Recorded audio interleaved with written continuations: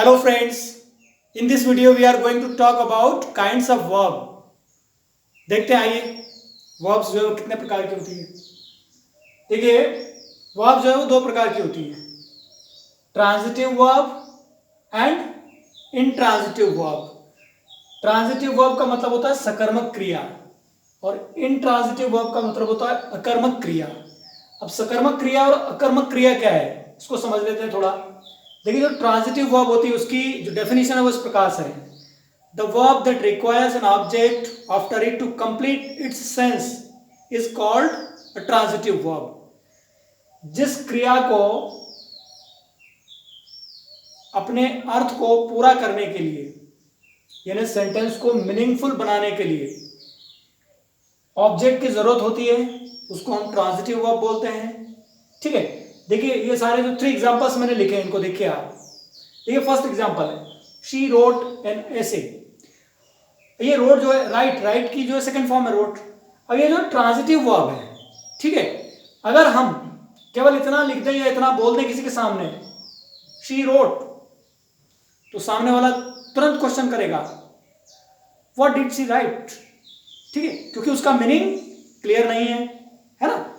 तो इस सेंटेंस के मीनिंग को कंप्लीट करने के लिए, इसके सेंस को कंप्लीट करने के लिए एन ऐसे या इसके आगे वो जैसे लेटर या पोयम या आर्टिकल यानी ऑब्जेक्ट का होना जरूरी है। एन ऐसे जो यहाँ ऑब्जेक्ट है तो ऑब्जेक्ट का होना जरूरी है, बिना ऑब्जेक्ट के सेंटेंस का मीनिंग जो है वो इनकम्प्लीट रहेगा। तो ट्रांजिटिव वर्ब की डेफिनेशन क्या हुई, the verb that requires an object after it to complete its sense is called transitive verb. जिस क्रिया को अपना अर्थ स्पष्ट करने के लिए ऑब्जेक्ट की आवश्यकता होती है उसको हम ट्रांजिटिव वर्ब कहते हैं। देखिए सेकंड एग्जांपल, आई सोल्ड। अगर मान लो हम इतना बोल कर रुक जाए आई सोल्ड, तो सामने वाला पूछेगा व्हाट डिड यू सेल। तुरंत वो जो है क्वेश्चन करेगा आपसे, क्योंकि मीनिंग जो है वो कंप्लीट नहीं हो रहा है, यहाँ ऑब्जेक्ट मिसिंग है, इसलिए सामने वाले के माइंड में जो है क्वेश्चन पैदा हो रहा है। ठीक है, कंफ्यूजन पैदा हो रहा है, वो क्लियर करना चाहता है आपसे कि क्या बेचा आखिर आपने, क्योंकि मीनिंग जो है वो इनकम्प्लीट है। तो मीनिंग को कंप्लीट करने के लिए आपको एक ऑब्जेक्ट का यूज करना पड़ेगा।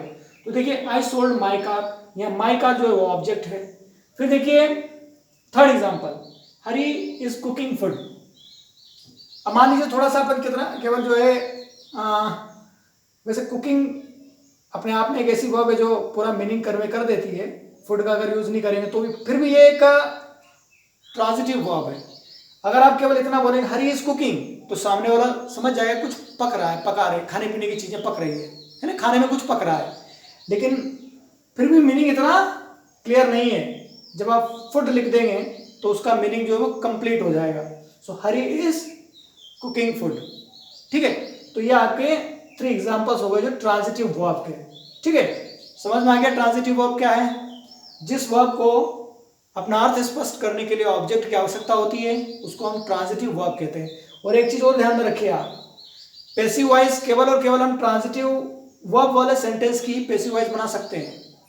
जिस सेंटेंस में इंट्रांजिटिव वर्ब होती है उसका हम पैसिव वॉइस नहीं बना सकते। ठीक है, अब देखिए आते हैं इंट्रांजिटिव वर्ब पर। देखिए इंट्रांजिटिव वर्ब का मतलब होता है अकर्मक क्रिया। The verb that doesn't require an object to complete its sense is called an intransitive verb।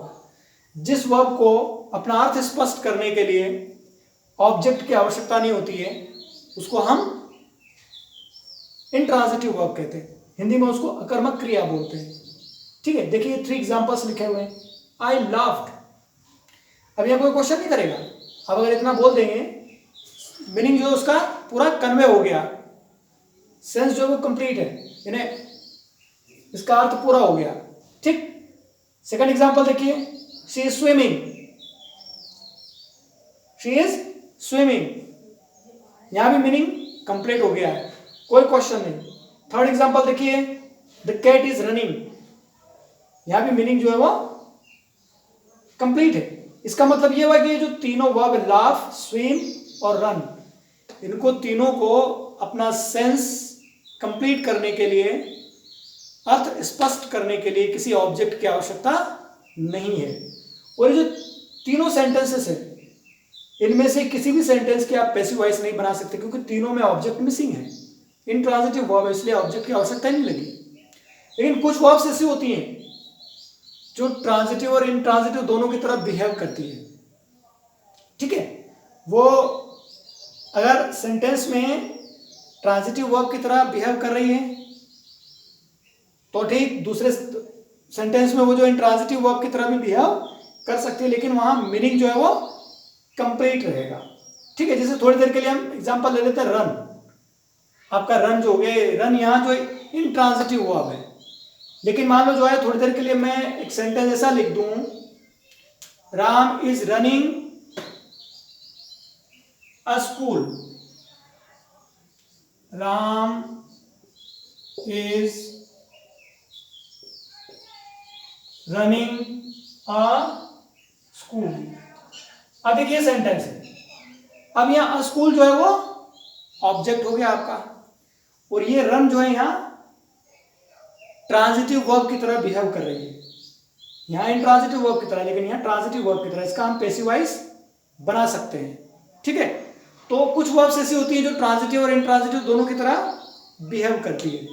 तो ये हो गया काइंड्स ऑफ वर्ब। अब नेक्स्ट वीडियो में मैं आपको समझाऊंगा फाइनाइट और नॉन फाइनाइट वर्ब्स, और फिर एक और प्रकार बचता है वो है मेन वर्ब और ऑक्सिलियरी वर्ब, ठीक है। ये हम अगले वीडियोस में देखेंगे। इस वीडियो में इतना पर्याप्त है। Okay, thank you.